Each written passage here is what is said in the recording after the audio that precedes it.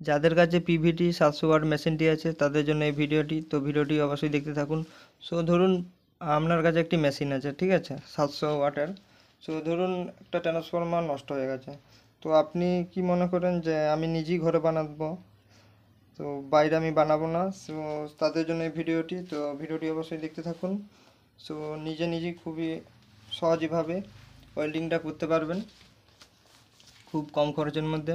তো ভিডিওটা অবশ্যই দেখতে থাকুন। তো দেখতে পাচ্ছেন কিন্তু আমি লিখেছি পিভিটি 700 ওয়াট, ঠিক আছে, এটা কিন্তু টেনজারের মেশিন।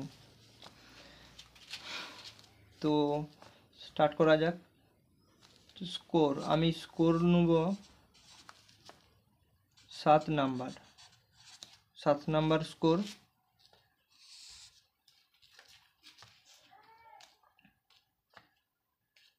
তো আমি ট্রান্সফরমার ডায়াগ্রামটি এঁকে নিচ্ছি।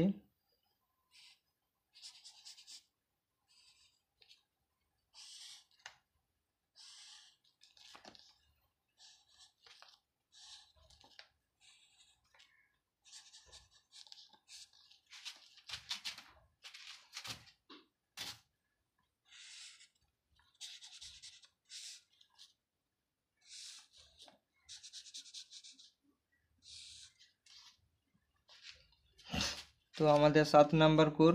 আর আমি ববিন সাইজ নেব, এখানে হচ্ছে ববিন,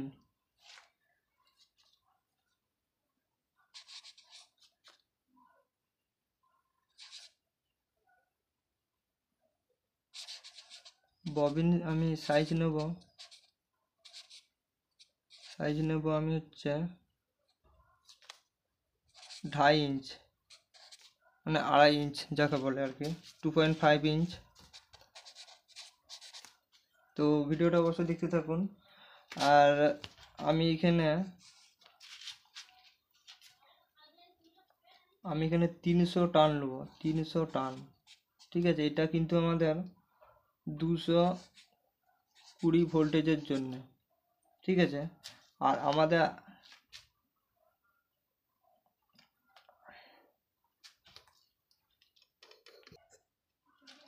তো দেখতেই পাচ্ছেন কিন্তু আমাদের 300 টান 220 ভোল্টেজের জন্য।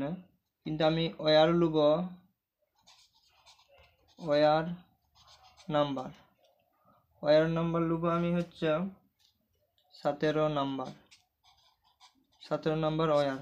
এটা হচ্ছে প্রাইমারির জন্য, ঠিক আছে। তো এটা কিন্তু প্রাইমারির জন্য আমাদের পি ফর প্রাইমারি আমি লিখে দিলাম। আর আমাদের সেকেন্ডারির জন্য এটা কিন্তু আমাদের 35 ভোল্ট, ঠিক আছে, 0.35 ভোল্ট। তার জন্য আমি টান আমাদের হবে 50 টান, ঠিক আছে, 50 টান। আর ওয়্যার নেবো আমি হচ্ছে 14 নাম্বার ওয়্যার। তো আমাদের সেম আবার 0.35 ভোল্ট, তার জন্য আমাদের ওয়্যার লাগবে, সরি, টান 50 টান আর 14 নাম্বার ওয়্যার।